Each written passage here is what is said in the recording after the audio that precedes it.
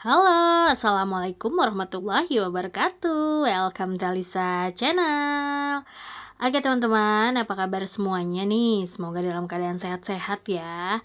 Nah teman-teman, di video kali ini kita akan membahas tentang dampak bullying terhadap kesehatan mental nih teman-teman. Menurut aku ini penting banget kita bahas ya. Kita tahu jenis-jenisnya dan cara mengantisipasinya ya. Karena ini banyak banget terjadi di masyarakat kita nih teman-teman ya, dari anak-anak sampai dewasa.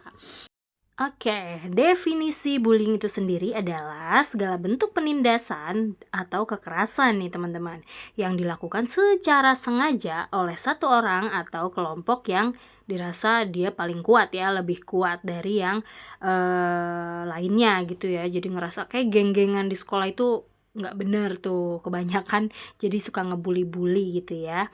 Nah ini banyak banget terjadi di sekolah-sekolah anak-anak ya, jadi kita harus antisipasi nih teman-teman. Nah terjadi bullying itu bisa terjadi di sekolah, lingkungan kerja, dan pertemanan, bahkan lingkup terdekat seperti keluarga juga bisa nih.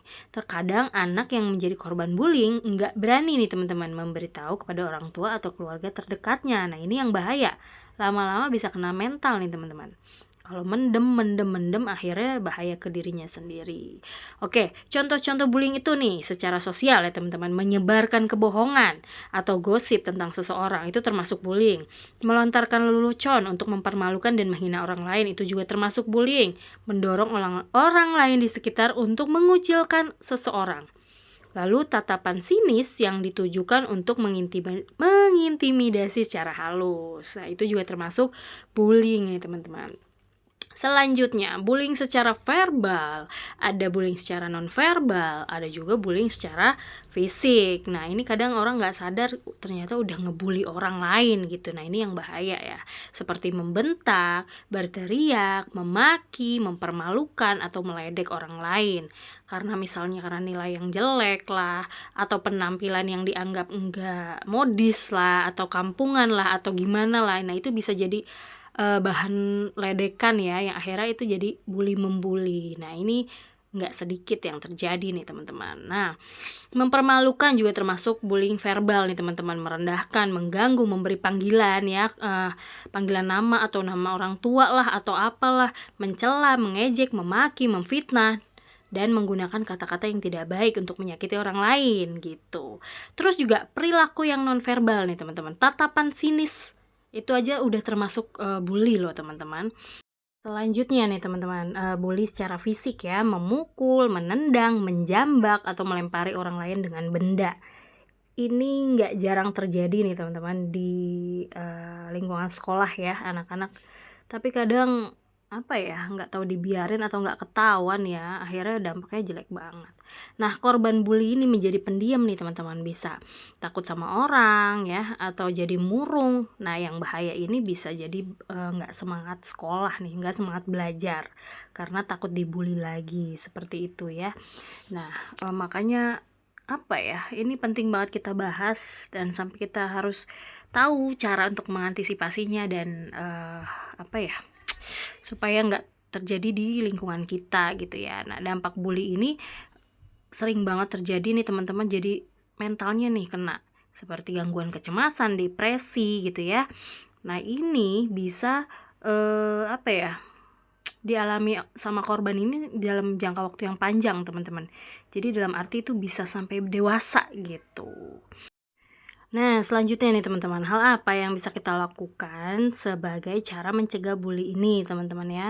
Yang pertama bisa tunjukkan prestasi, lalu jalin pertemanan dengan orang banyak, tumbuhkan rasa percaya diri ke anak ya, terus juga tidak terpancing untuk melawan, jadi nanti ribut ya.